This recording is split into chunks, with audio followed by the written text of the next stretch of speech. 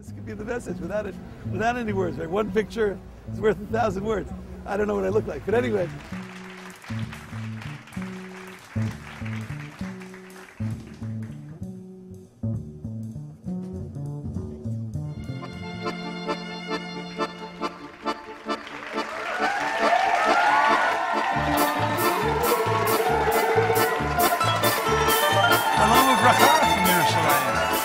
I'd love to share whatever we have with as many people as we can. Purim Sameach from Yerushalayim Yerat. There are two aspects of the holiday which I wanted to discuss with you. One is the mitzvah of Mishloach Manot Ish L'Re'ehu. There is a concept already mentioned in the very book of Esther, in the Megillah, of exchanging food gifts with each other. However, no reason is stated in the Megillah for this mitzvah. It's readily understandable why we have to give gifts to the poor. Matanot le'evyonim, we understand the poor person is struggling. The poor person needs provisions to celebrate the holiday properly. And there are two aspects of this mitzvah which I'd like to discuss. According to certain sources, the reason for this mitzvah is to bring us a greater sense of unity, of unification amongst the Jewish people on this great holiday. When Haman spoke to Ahasuerus about the nation of Israel, he said, Yeshno am echad, mifuzar umforad. This nation is scattered and dispersed. And perhaps Haman's power to almost, God forbid, destroy the nation of Israel, perhaps the nation of Israel stands up against the forces of Amalek. Vayavo Amalek, Vayilachem im Yisrael birfidim. The Torah identifies the very place where Amalek attacked. According to our tradition, Haman is a descendant of Amalek. The name of the place is Refidim. But we know that Amalek attacked in Refidim. That's the reading of the Torah for Purim morning. Because if you look at the very first sentence of that section, it already says that the Jewish people were in Refidim. Why the need to repeat it? According to Kli Yakar and others, the letters of Refidim are the same letters as Predim. They were disconnected. Esther says to Mordechai, Lech knos et kol haYehudim. Join everyone together, gather everyone together.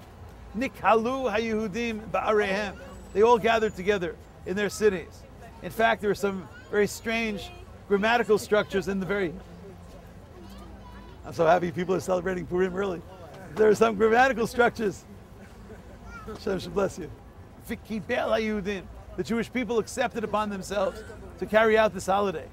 Anyone who is even an elementary school student, a beginning student in Hebrew grammar knows you cannot write V'kibel haYehudim.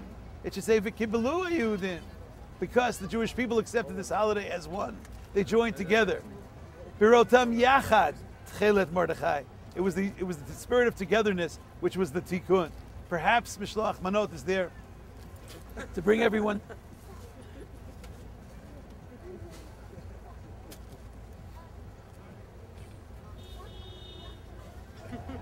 Maybe just this could be the message without any words, right? One picture is worth 1,000 words. I don't know what I look like, but anyway, perhaps the message of Purim is bringing everyone together. Everyone has to join together. We have to send gifts to each other, not because you need my cake or my wine or my sandwich or my drink. We're sending Mishloach Manot to each other because I love you and I want to be one with you. I want you to become connected to me and to my family. Mishloach Manot Ish L'Re'ehu. It's the tikkun of Pirut. And if that's really the case, then the way to send Mishloach Manot on Purim is not to make a list of the people that you're closest to, not to make a list of all of the people who you already have established a close relationship with, but rather to find the people that you have not yet connected to. And if that's the purpose of the mitzvah, then it's a higher level to send Mishloach Manot to the person that you do not get along with, rather than to the person that you do get along with. Maybe there's a relative that's unfortunately distant from you, a removed relative, a distant relative. Maybe you could take that distant relative and turn him or her into a very close relative if we use the medium of Mishloach Manot. One great rabbi suggested that Mishloach Manot is there to camouflage Matanot Le'evyonim. Mishloach Manot is there because there are so many people in need of charity on Purim. There's no day in the year where more charity Thank God I'm not standing in front of a mirror. So Gemara teaches, the rabbis teach, that Einehem shel aniyim nisuot. The eyes of the poor are connected. They're all looking, they're all longing for that moment of the reading of the Megillah. Because everybody knows that on the day that you read the Megillah, more charity is distributed in the Jewish community than any other day of the year. But if we would only give gifts to the poor, then everybody would easily identify who the poor people are. That anyone receiving a gift on Purim, it would be well known, this person is unfortunately destitute. So what do? Everyone gets gifts on Purim. So no one can really tell who the poor person is. Because even the wealthiest individuals, even the most well-established people are giving gifts and receiving gifts. And if everyone is receiving gifts, then there's no shame for the poor person really in need of the gift. In many communities, although it is not at all on the level of Mishloach Manot, it's not a mitzvah of Purim, it's a custom in certain communities to wear masks on Purim. The rabbis associate with Haster Astir Panai. God is in hiding. So maybe when we hide our faces, maybe we are similar, maybe we're imitating the ways of God. And maybe the word Megillah, according to one interpretation, besides meaning scroll, maybe the word Megillah means to reveal. Can we reveal the hidden message? Can we find God on every page, on every chapter? Can you see God's plan in the book of Esther? There are no seas splitting in the book. There's no food falling from heaven. So where is God? Do you see God in the story of Vashti? Do you see God in the appointment of Esther? Do you see God in the assassination plot of Bigtan and Teresh? Do you see God in the whole arrangement of Haman rising to power, and then the king rewarding Mordechai? Do you see it? Well, if you don't, then maybe you're not seeing beyond the mask. Each of us, when we see someone wearing a mask on Purim, we are supposed to re-examine the story and maybe look at our own lives. Do you see God's Esther in your life? Do you see God running the chapters of your book? Do you see the Megillah of the Esther? Do you understand that even if you don't see open miracles, that God is always with you in the story of your life? Hakoreh et Megillah lemafreya lo yatsa, it says in the Mishnah. If you read the book of Esther, lemafreya, it means if you read it out of sequence. If you don't read it from chapter 1 through chapter 10, then you have not fulfilled your obligation. The Baal Shem Tov said, Hakoreh et Megillah lemafreya lo yatsa means if you only read it as a story of yesteryear, you only see it as something that was, lemafreya. It happened once, but it doesn't continue to happen, then lo yatsa, then you're missing the message. Because Megillat Esther is happening in everybody's life every single day. And the other aspect of perhaps wearing masks is this notion, similar to what we said before about Mishloach Manot, that maybe the idea of a mask is to protect the identity of the destitute. You know, so many people are asking for charity on Purim, but they don't want you to know that they really need the money. Maybe someone that's very close to you, maybe someone down the block from you, maybe a close associate or maybe even a close relative really needs funds. So they walk into your house wearing a mask and they say, could you please help me? But you don't know who they are. And you never will know who they are. And of course, if you read the Maimonidean levels of charity, he has 8 levels of charity. One of the higher levels is where you don't even know who you're giving charity to.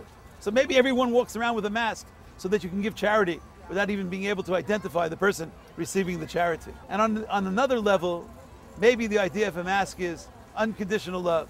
I accept you, I love you, I'm joining with you on Purim, no matter who you are. I don't really care who you are behind that mask. I don't have to know your name, I don't have to know your identity number, I don't have to know your place of residence, I don't have to know where you're coming from. Whoever you are, we're all together on Purim. I'd like to wish everyone the happiest, sweetest, healthiest, most unifying Purim, the Purim where everyone will join together, where we'll all dance together with the high level of jubilation of this great holiday. Here in Yerushalayim, we celebrate on the 15th day of Adar. Everyone is most welcome to come join with us in the celebration in our home for the Sudat Purim. Rabbi, I come from a very secular background. I don't know if there is such a thing as a secular background.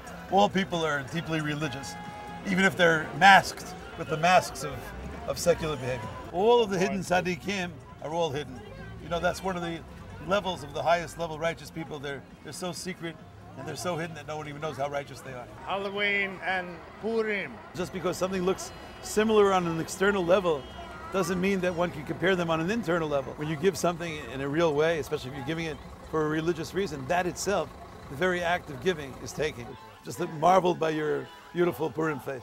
As the story is of that great Hasidic rabbi, maybe it was Rabbi Nahaman of Breslov, who sees this little boy crying. And he says, why are you crying?